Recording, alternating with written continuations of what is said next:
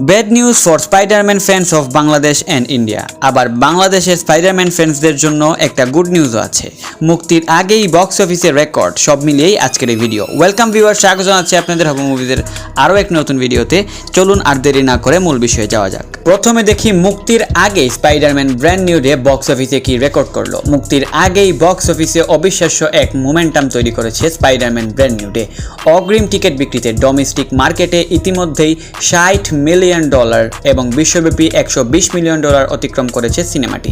এই সংখ্যাগুলো স্পষ্ট করে দিচ্ছে এটি শুধু আরেকটি সুপারহিরো রিলিজ নয়, বরং বছরের সবচেয়ে বড় সিনেমেটিক ইভেন্ট হওয়ার পথে এগুচ্ছে। বর্তমানের এই ট্রেন্ড ধরে রাখতে পারলে ওপেনিং উইকেন্ডেই ডোমেস্টিক মার্কেটে $300 মিলিয়ন এবং ওয়ার্ল্ড ওয়াইড $800 মিলিয়নেরও বেশি কালেকশন তুলতে পারে সিনেমাটি, যা একটি রেকর্ড। এবার দেখা যাক ভারতের স্পাইডারম্যান ফ্যান্সের জন্য কি ব্যাড নিউজ আছে। মার্বেলের বহুল প্রতীক্ষিত স্পাইডারম্যান ব্র্যান্ড নিউ ডে সিনেমাটি ভারতের central board of film certification থেকে সেন্সর ছাড়পত্র পেয়েছে। তবে ছাড়পত্র দেওয়ার আগে সিনেমাটি থেকে প্রায় 8 সেকেন্ডের একটি কিসিং সিন বাদ দেওয়া হয়েছে, যা নিয়ে ইতিমধ্যে সোশ্যাল মিডিয়ায় ভক্তদের মধ্যে মিশ্র প্রতিক্রিয়া দেখা যাচ্ছে। অনেকেই এই সিদ্ধান্তে অসন্তোষ প্রকাশ করছেন। এদিকে সিনেমাটির অফিসিয়াল রান টাইম নির্ধারণ করা হয়েছে 2 ঘন্টা 24 মিনিট 52 সেকেন্ড। একই রকম একটি ব্যাড নিউজ আছে বাংলাদেশি স্পাইডারম্যান ফ্যান্সদের জন্য। ইন্ডিয়ার মতো বাংলাদেশেও স্পাইডারম্যান ব্র্যান্ড নিউ ডে থেকে 8 সেকেন্ডের কিসিং সিন কাটা হয়েছে। এছাড়া 3টি সিনের ডায়লগ মিউট করা হয়েছে সেন্সর বোর্ড থেকে।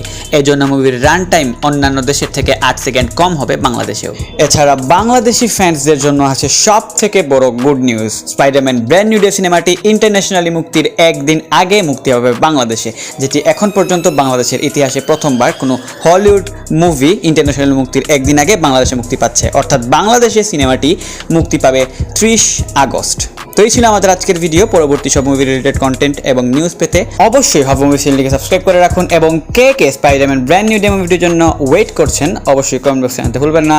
ধন্যবাদ।